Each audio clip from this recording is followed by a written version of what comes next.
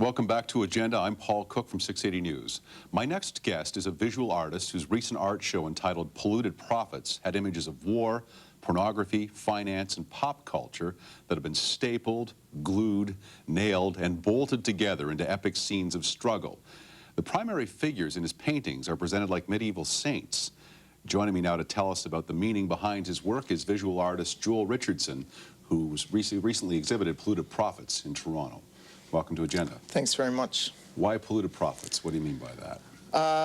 Well, a lot of my work combines and juxtaposes seemingly opposing ideas.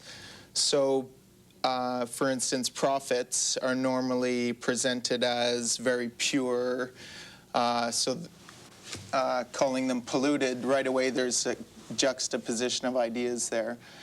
And it also reflects the nature of the work. I'm presenting these figures and as holy and as very pure spiritual beings, but in the subtext of the imagery that I'm pasting in there, there's things like corporate imagery, pornography, war. So this subtext is suggesting kind of a subversive conversation. We could see some of your work here right now on the screen. Right. Got it there.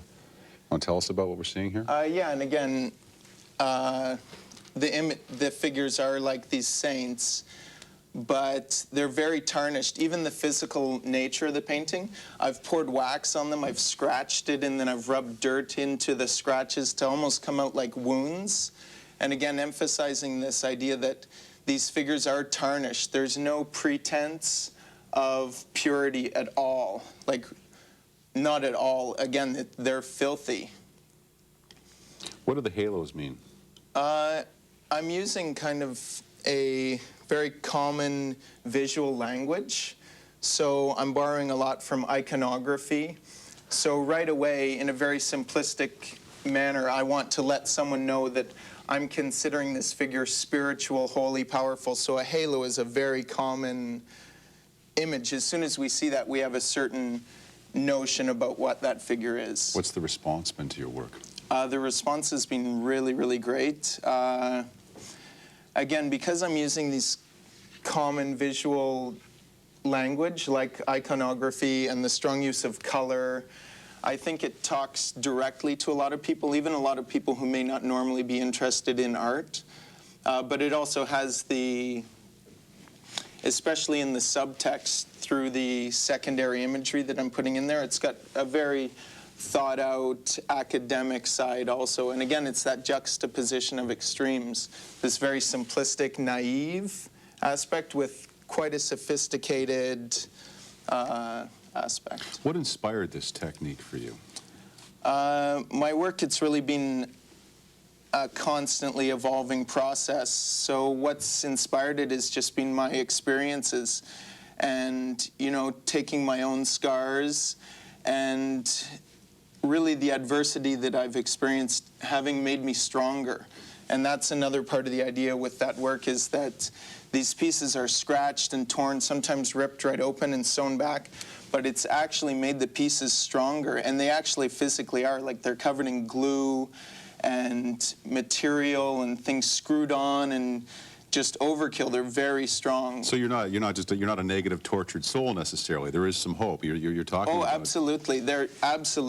There's yeah. My vision is very optimistic. Absolutely, but very pragmatic, and that's another thing emphasized in this work is the pragmatism, and that's why a lot of the figures have the suit and tie.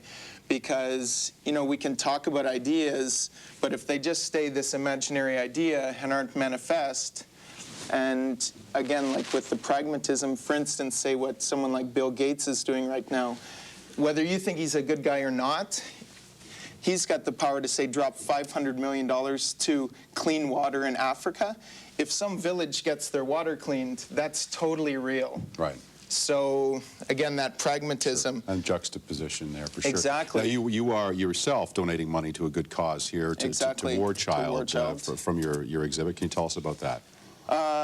Again, I know who War Child is, and I saw a little clip on television, them talking about how money can make a real difference. And again, that pragmatic aspect.